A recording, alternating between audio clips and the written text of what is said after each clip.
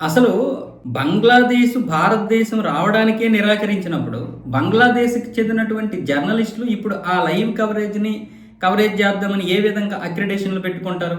ఈ జర్నలిస్టులు దాదాపు 109 మందో, 110 మందో వీళ్ళందరూ కలిసి అంటే బంగ్లాదేశ్‌కి చెందినటువంటి జర్నలిస్టులందరూ కూడా ఈ లైవ్‌ని కవరేజ్ చేయడానికి అక్రిడేషన్‌లు పెట్టుకుంటే ఐసీసీ వీళ్ళందరినీ కూడా తిరస్కరించేసింది. మరి ఇంతకు ముందు నుంచి కూడా వీళ్ళకి అన్ని స్వేచ్ఛలు ఇచ్చినటువంటి మరి ఈ ఐసీసీ ఈరోజు ఎందుకు తిరస్కరించిందో వాళ్ళకి తెలియదా? ఈ ఊహించిన పరిణామంతో, ఈ ఊహించిన షాక్‌తో మేము అసలు తలలు పట్టుకొని ఏడుస్తున్నాం. మేము ఎప్పుడు కూడా ఇలా జరుగుతుందని ఊహించలేదని ఆజ్‌కర్ పత్రిక ఎడిటర్, స్పోర్ట్ ఎడిటర్ అయినటువంటి రానా అబ్బాస్ ఎన్డీటీవీతో మాట్లాడుతూ ఏడుపు ఒక్కటే తక్కువ. ఎప్పుడూ ఇలా జరగలేదు.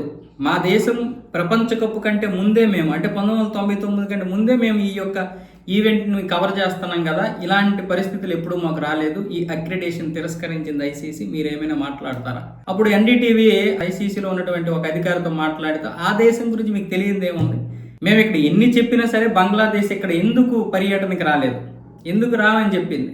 ఇది ఐసీసీకి విరుద్ధం కాదా? మాతో పాటు అనేక జాతీయ భద్రత అలాగే ఇంటర్నేషనల్ కొన్ని సంస్థలు కూడా ఇక్కడ పర్యటించి ఎటువంటి భద్రతా సమస్యలు లేవని చెప్పిన తర్వాత కూడా బంగ్లాదేశ్ భారత్లో పర్యటించడానికి రాకపోతే ఇంకా వాళ్ళకి ఏ విధంగా మేము అనుమతులు ఇస్తాం ఆ జర్నలిస్టులకి అనే విధంగా ఇప్పుడు ఎన్డీటీవీతో ఐసీసీకి చెందినటువంటి ఒక అధికారి మాట్లాడాడు. అదే విషయాన్ని రానా అబ్బాస్తో మాట్లాడారు వాళ్ళు.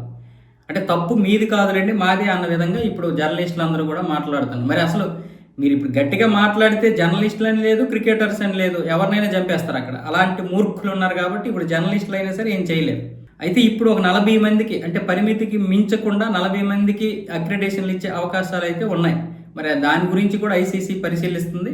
ఒకవేళ ఆ 40 మందికి ఇస్తారా, ఇస్తే ఎవరెవరికి ఇస్తారు ఏంటనేది తెలియదు. కానీ మొత్తానికి అయితే ఇది ఊహించిన షాక్ అని చెప్తున్నారు బంగ్లాదేశ్ జర్నలిస్టులే. మీకు ఊహించిన షాక్ ఇచ్చినా మీకు సిగ్గురాదు, ఊహించిన షాక్ ఇచ్చినా మీకు సిగ్గురాదు.